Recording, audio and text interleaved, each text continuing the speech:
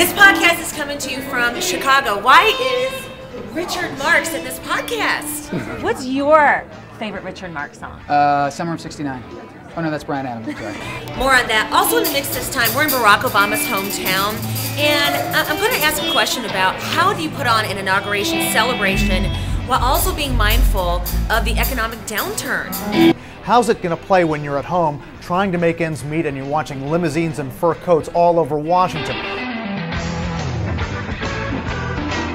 All right, but first we're downstairs. I don't know if you can see. Everyone's getting ready to perform. Oh, are you guys the Robert Plant girls? Yeah. Totally I see don't have it. my makeup yet. Just wait. I Look can at her eyes. totally see it. Remember? So obviously it's before the show starts, and some of us are getting our makeup on. But I used to work here in Chicago before I came to Headlines, and so when word got around that this guy Richard Marx was hosting this event for cystic fibrosis, I was like, please let me come, please. So sweet. And so here's why Richard says that we need to support the cystic fibrosis. Well, you want me to do my pitch? Yeah, go ahead and do your spiel. Okay, well here's what's so cool. 20 seconds or less. Yeah. Anyway, go ahead. Cystic fibrosis is one of the only diseases I can think of that the cure for this disease is this close. In the next 5 years, I'm told by the researchers. So they just need money because there's no government funding plus tax for this to find a cure. So it's all about private fundraisers like this. And Robin's such a sweetheart to be here with us. And we're gonna have a rockin' good time and raise money for a really worthy cause. It's really nice to hear Richard talk, but of course we all want to hear him sing. Hey, we're gonna leave us on the hands, baby. We see love goes on.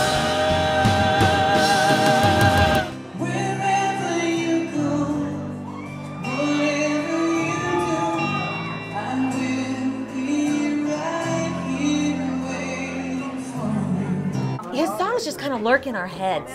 Angelia, where you running to now? Wherever you go, whatever you do, I will be right here waiting for you. The Bahama song. The Bahama. And what's your favorite Richard Marx song? Summer of '69. Oh no, that's Bryan Adams. I'm sorry. You know, I just walked out of the rehearsals as we're getting ready for the show. These are the streets of Chicago, and obviously, as you know, the president-elect, this is his hometown. So it made me think about, I'm wondering how in Washington they're getting ready for a big historic inauguration, while you also have the worst jobless numbers that we've seen since 1974. How do you balance that party along with real concerns that Americans have? So we've asked around. Robin, it's a high-wire act, to say the least, balancing what Obama's team wants to be a celebration of history with the fact that so many people are hurting economically around the country. I mean, how's it going to play when you're at home trying to make ends meet and you're watching limousines and fur coats all over Washington? There is no spin on the fact that this inauguration will be expensive, but the Obama team handling the event says they're mindful that they need to strike the right tone.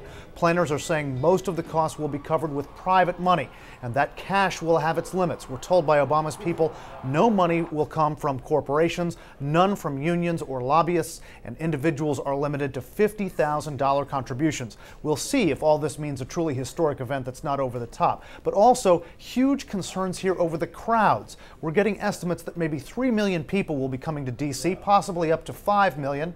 Where to park all the buses, which could get up to 10,000. That's a big headache right now. Security, a huge issue.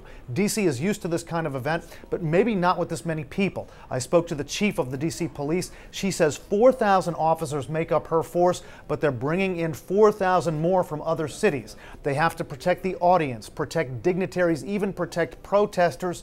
They have to move human and vehicle traffic. Huge anticipation now, Robin, to see how this city is going to make it through all of this. Okay, thanks. Now back inside of the big theater, I'm just about to go on for my first song. Wish me luck, I'm a little nervous, and let's get a look at the audience. Oh, it's pretty full. It's pretty full. Hope I remember the words. Yeah.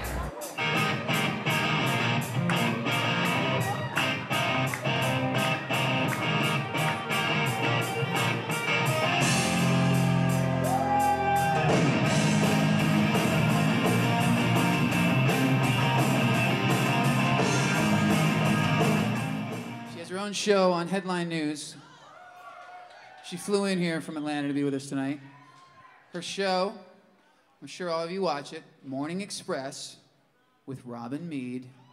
So who can I be bringing out? Ladies and gentlemen, Robin Meade.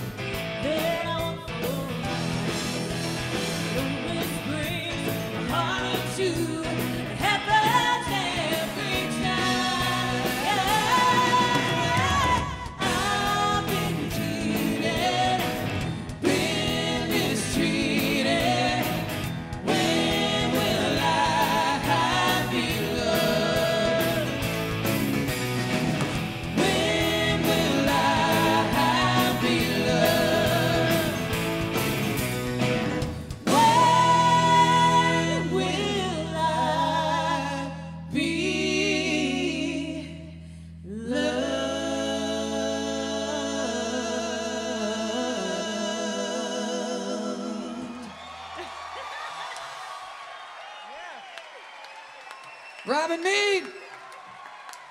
Robin's coming back later to do one more song. Now, okay, I think that went pretty well. Now, speaking of music, the other day on the show, it was the 75th anniversary of the repeal of Prohibition. This is how the story went on the air. You could raise a glass for this one. 75 years ago today, Prohibition was repealed. That law lasted from 1920 to 1933, 13 years without a beer or a glass of wine. Legally anyway. To mark the anniversary, bars across the country are holding celebrations today. Now, I don't know why, 6 a.m. in the morning, we're going to ask people what their favorite drinking songs are. And here's what our viewers had to say. Darlene from Tennessee says, I'm here for the party. That's Gretchen Wilson. Because I'm always up for the party, and having no kids means sleeping the effects off the next day. Yeah, baby. She's a wild one. All right, Jan in South Carolina says, Friends in Low Places. Garth Brooks is her favorite drinking song. If I can face it again, can't stop it now. You travel so far to change this lonely life. I wanna know what love is. I want you to show me. I wanna feel what love is. I know you can show me.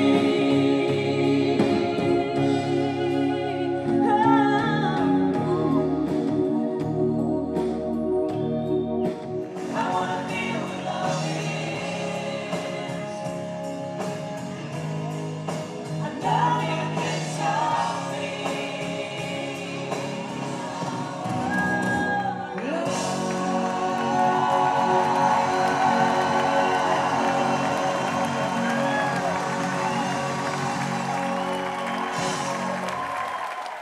The lovely Robin Meade. And Richard Marx. All right, so that was a lot of fun, but of course it's for a cause for cystic fibrosis, so if you're interested in how can you help out, I'm sure you're able to check out your local chapter to see what can be done and maybe make a donation. Anyway, that's it for this podcast. Gotta run. Bye. Thank you.